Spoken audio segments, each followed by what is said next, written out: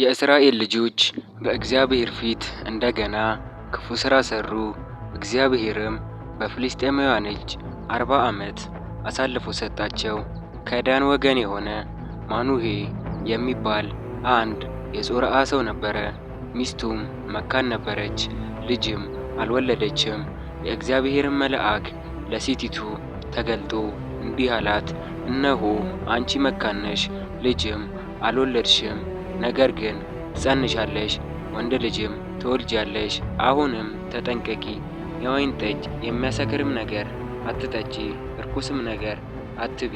እነሆ ትፀንሻለሽ፣ ወንድ ልጅም ትወልጃለሽ። ልጁም ከእናቱ ማኅፀን ጀምሮ ለእግዚአብሔር የተለየ ናዝራዊ ይሆናል፣ በራሱም ላይ ምላጭ አይደርስበትም። እርሱም እስራኤልን ከፍልስጥኤማውያን እጅ ማዳን ይጀምራል። ሴቲቱም ወደ ባሏ መጥታ፣ አንድ የእግዚአብሔር ሰው ወደ እኔ መጣ። መልአኩም እንደ እግዚአብሔር መልአክ እጅግ የሚያስደነግጥ ነበር።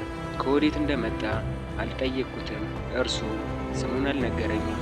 እርሱ እነሆ ትፀንሻለሽ፣ ወንድ ልጅም ትወልጃለሽ፣ ልጁም ከእናቱ ማኅፀን ጀምሮ እስከሚሞት ድረስ ለእግዚአብሔር የተለየ ናዝራዊ ይሆናልና አሁንም የወይን ጠጅ የሚያሰክርም ነገር አትጠጪ፣ ርኩስም ነገር አትብሊ ብሎ ነገረኝ አለችው።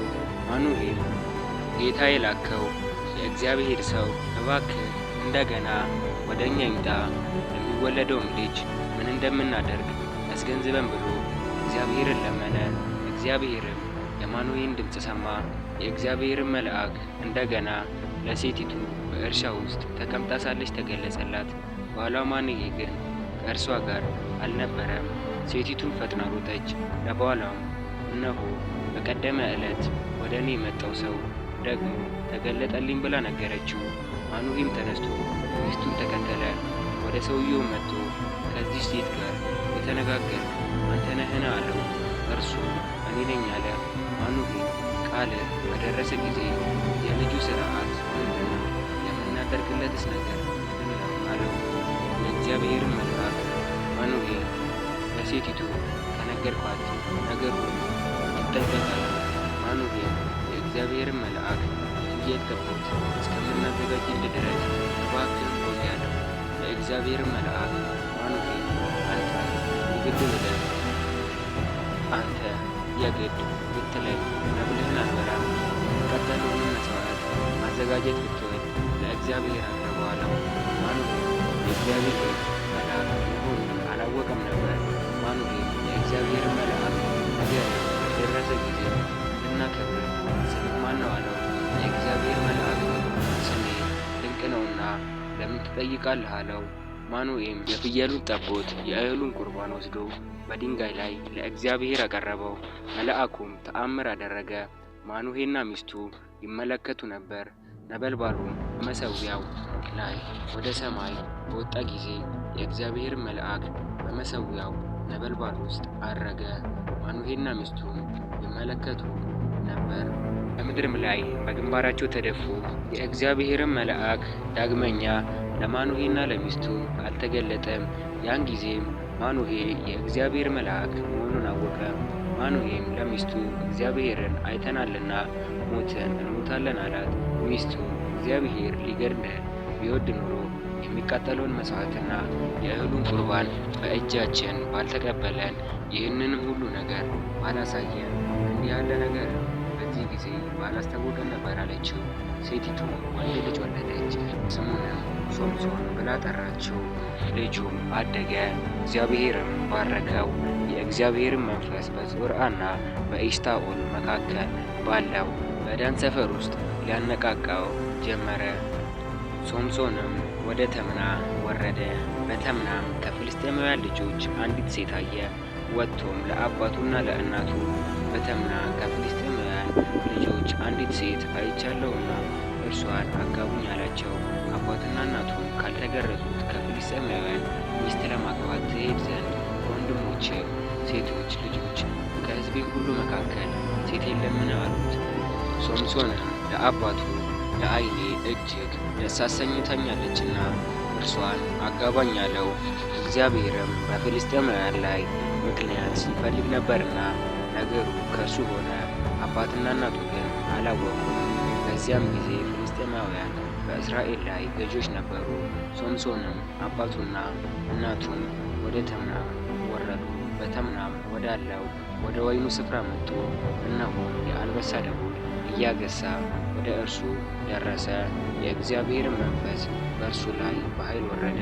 ጠቦት እንደሚቆራረጥ በእጁ ምንም ነገር ሳይኖረው ቆራረጠው። ያደረገውንም ለአባትና ለእናቱ አልነገረም። ወርዶ ከሴቲቱ ጋር ተነጋገረ፣ እጅግም ደስ አሰኘችው። ከጥቂት ቀን በኋላ ሊያገባት ተመለሰ። የአንበሳውንም ሬሳ ያይ ዘንድ መንገድ ፈቀቅ አለ። እነሆ በአንበሳው ሬሳ ውስጥ ንብ ሰፍሮበት ነበር። ማንም ነበረበት። በእጁም ወስዶ መንገድ ለመንገድ እየበላ ሄደ። ወደ አባቱና ወደ እናቱ በደረሰ ጊዜ ከማሩ ሰጣቸው። እነርሱም በሉ። ማሩንም ከአንበሳው ሬሳ ውስጥ እንደወሰደ አልነገራቸው። አባቱ ወደ ሴቲቱ ወረደ። ጎበዞችም እንደዚህ ያደርጉ ነበርና ሶምሶን በዚያ በዓል አደረገ። ባዩትም ጊዜ ከእርሱ ጋር ይሆኑ ዘንድ ሌሎች 30 ሰዎች ሰጡት። ሶምሶንም እንቆቅልሽ ልስጣችሁ፣ በሰባቱ የበዓል ቀኖች ውስጥ ፈታችሁ ብትነግሩኝ 30 የበፍታ ቀሚስና 30 ልውጥ ልብስ እሰጣችኋለሁ። መፍታት ባትችሉ ግን 30 የበፍታ ቀሚስና 30 ልውጥ ልብስ ትሰጡኛላችሁ አላቸው። እነርሱም እንድንሰማው እንቆቅልሽህን ንገረን አሉት። እርሱም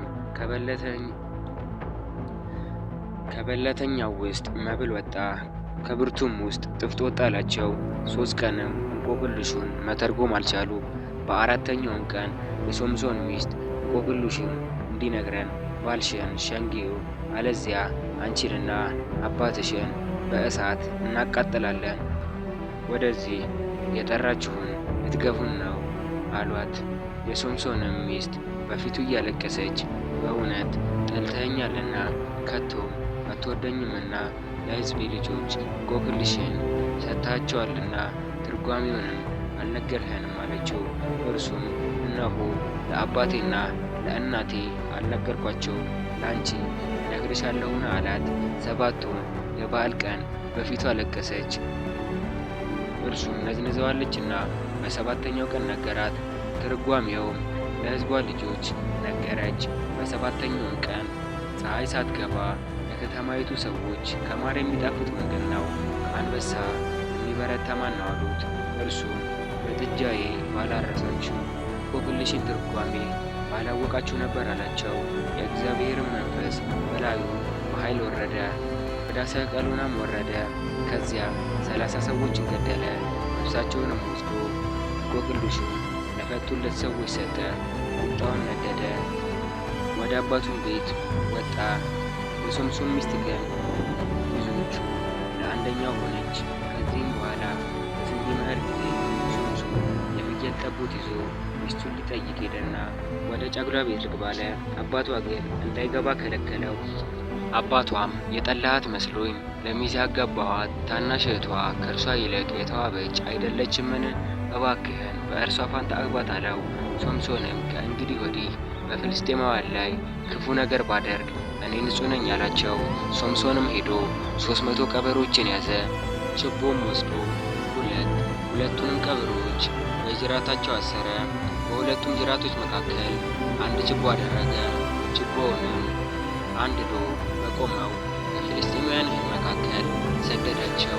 ነዶውንም የቆመውንም እህል ወይኑንም ወይራውንም አቃጠለ።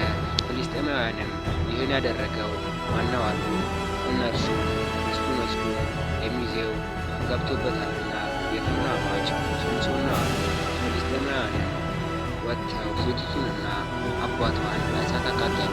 ሶምሶንን እናንተ እንዲህ ብታደርጉ እኔ እበቀላችኋለሁ፣ ከዚህም በኋላ አርፋለሁ አላቸው። እርሱም ጭንጭናቸውን ብሎ በታላቅ አገዳደል መታቸው። ወርዶ በጌጣም ባለው በዓለት ዋሻ ውስጥ ተቀመጠ። ፍልስጤማውያንም ወጡ፣ በይሁዳም ሰፈሩ። በሌሂም ላይ ተበታትነው ተቀመጡ። የይሁዳም ሰዎች በእኛ ላይ የወጣችሁብን ለምንድን ነው አሉ። እነርሱም ሶምሶንን ልናስር እንዳደረገብንም ልናደርግበት መተናል አሉ።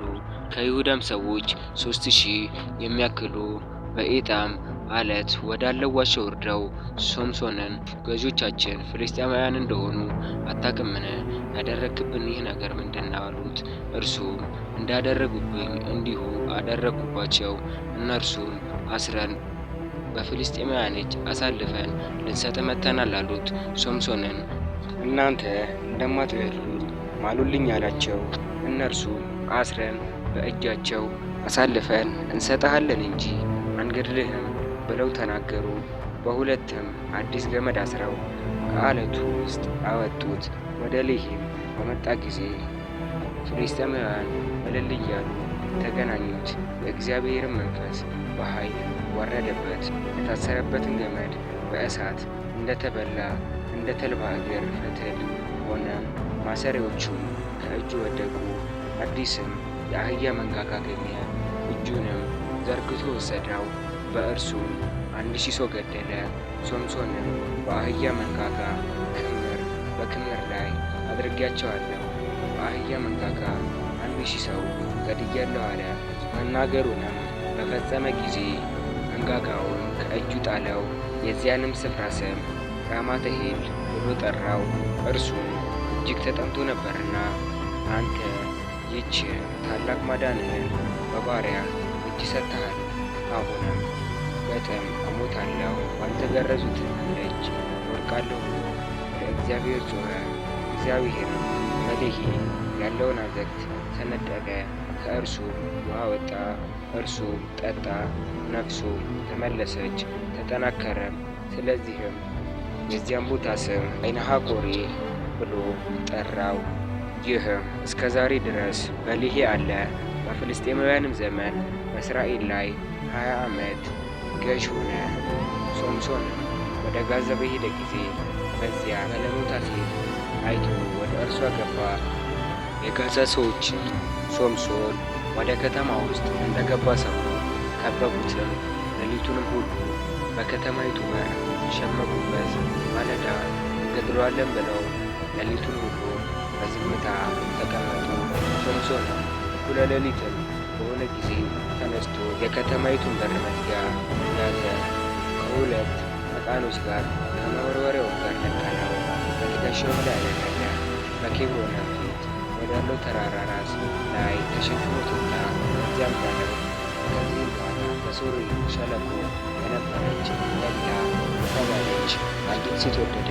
ፍልስጤማውያንም መኳንንት ወደ እርሷ መጥተው እርሱን ሸንግለሽ በእርሱ ያለ ታላቅ ዓይን ምን እንደሆነ እኛስ እርሱን ለማዋረድ እናስረው ዘንድ የምናሸንፈው በምን እንደሆነ እወቂ፣ እኛም እያንዳንዳችን 100 ብር እንሰጥሻለን አሏት።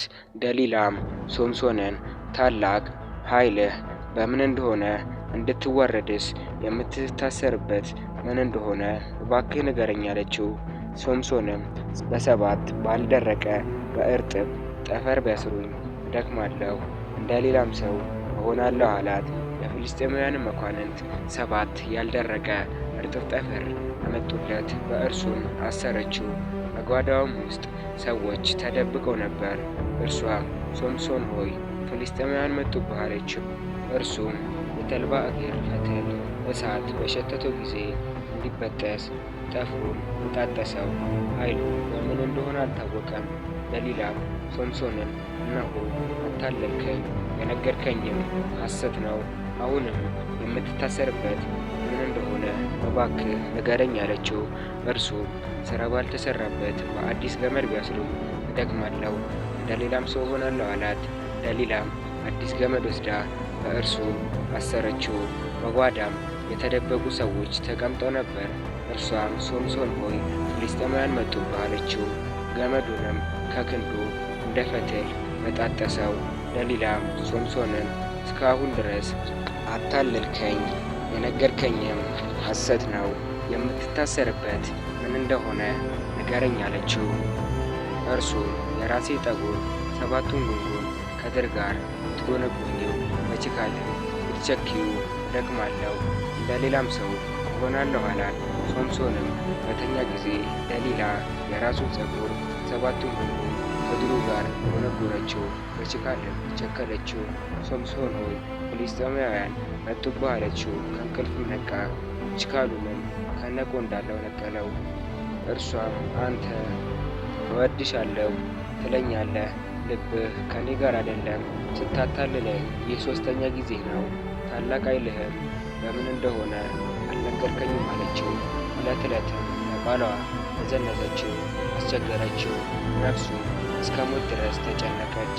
እርሱም ከእናቴ ማኅፀን ጀምሬ ለእግዚአብሔር የተለየሁ ነኝና በራሴ ላይ ምላጭ ያልደረሰበትን የራሴን ጠጉር ብላጭ ኃይሌ ከእኔ ይሄዳል፣ እደክማለሁ፣ እንደ ሌላ ሰው እሆናለሁ ብሎ ልቡን ሁሉ ገለጸላት። ደሊላም የልቡን ሁሉ እንደነገራት ባየች ጊዜ ልቡን ሁሉ ገልጦልኛልና ይህን ጊዜ ደግሞ ኑ ብላ ላከችና ፍልስጥኤማውያን መኳንንት ጠራች። የፍልስጥኤማውያን መኳንንትም አሉ በእጃቸው ይዘው ወደ እርሷ መጡ። እርሷም በጉልበቷ ላይ አስተኛችው፣ አፍርሰውም ጠራች። እርሱ ሰባቱን የራሱን ሁሉ ናቸው። ታዋርደው ጀመረች፣ ኃይሉ ከእርሱ ሄደ። እርሷም ሶምሶን ሆይ ፍልስጥኤማውያን መጡብህ፣ ከእንቅልፉም ነቅቶ እመጣለሁ እንደ ወትሮውም ጊዜ አደርጋለሁ አለ። ነገር ግን እግዚአብሔር ከእርሱ እንደተለየው አላወቀም። ፍልስጥኤማውያንም ይዘው ዓይኖቹን አወጡት፣ ወደ ጋዛም አምጥተው በናስ ሰንሰለት አሰሩት። በግዞትም ሆኖ እህል ይፈጭ ነበር። የራሱም ጠጉር ከላጩት በኋላ ያድግ ጀመር። ፍልስጥኤማውያንም መኳንንት አምላካችን ጠላታችንን ሶምሶንን በእጃችን አሳልፎ ሰጠን እያሉ ለአምላካቸው ለዳዊት ታላቅ መሥዋዕት ይሰዉ ዘንድ ደስ የሚላቸው ዘንድ ተሰበሰቡ። ሕዝቡም ሁሉ ባዩት ጊዜ ምድራችንን ያጠፋውን ከእኛም ብዙ ሰው የገደለውን ጠላታችንን አምላካችን በእጃችን አሳልፎ ሰጠን እያሉ አምላካቸውን አመሰገኑ። ልባቸውም ደስ ባለው ጊዜ በፊታችን እንዲጫወት ሶምሶንን ጥሩ አሉ። ሶምሶንም ከግዞት ቤት ጠሩት፣ በፊታቸውም ተጫወተ። ተዘባበቱበትም፣ በምሰሶና በምሰሶ መካከል አቆሙት። ሶምሶንም እጁን የያዘውን ብላቴና ቤቱ የደገፉትን ምሰሶዎች ጠጋባቸው ዘንድ እባክህ አስይዘኝ አለው። በቤቱም ውስጥ ወንዶችና ሴቶች ሞልተው ነበር። የፍልስጥኤማውያንም መኳንንት ሁሉ በዚያ ነበሩ። በቤቱም ሰገነት ላይ ሶምሶን ሲጫወት የሚያዩ 3000 የሚያክሉ ወንድና ሴቶች ነበሩ። ሶምሶንም ስለ ሁለቱ ዓይኖቼ ፍልስጥኤማውያንን አሁን እንድበቀል እግዚአብሔር አምላክ ሆይ እባክህን አስበኝ። አምላክ ሆይ ይህንን አንድ ጊዜ ብቻ እባክህ አበርታኝ ብሎ እግዚአብሔርን ጠራ። ሶምሶንም ተደግፎባቸው የነበሩትን ሁለቱን መካከለኞች ምሰሶዎች ያዘ። አንዱን በቀኝ እጁ አንዱንም በግራ እጁ ይዞ ተጠጋባቸው። ሶምሶንም ከፍልስጥኤማውያን ጋር ልሙት አለ። ተጎንብሶም ምሰሶቹ በሙሉ ኃይሉ ገፋ። ቤቱም በውስጥ በነበሩት በመኳንንቱ በሕዝቡም ሁሉ ላይ ወደቀ። በሞቱም ጊዜ የገደላቸው ሙታን በሕይወት ሳለ ከገደላቸው በዙ። ወንድሞቹም የአባቱን ቤተሰቦች ሁሉ ወረዱ፣ ይዘውም አመጡት። በጾርዓ በኤስታኦል መካከል ባለው በአባቱ መቃብር ቀበሩ። ውድ ተመልካቾቼ እንደዚህ አይነት መንፈሳዊና ታሪካዊ ቪዲዮዎች እንዲደርሷችሁ ሰብስክራይብ በማድረግ ቤተሰብ ሁኑ።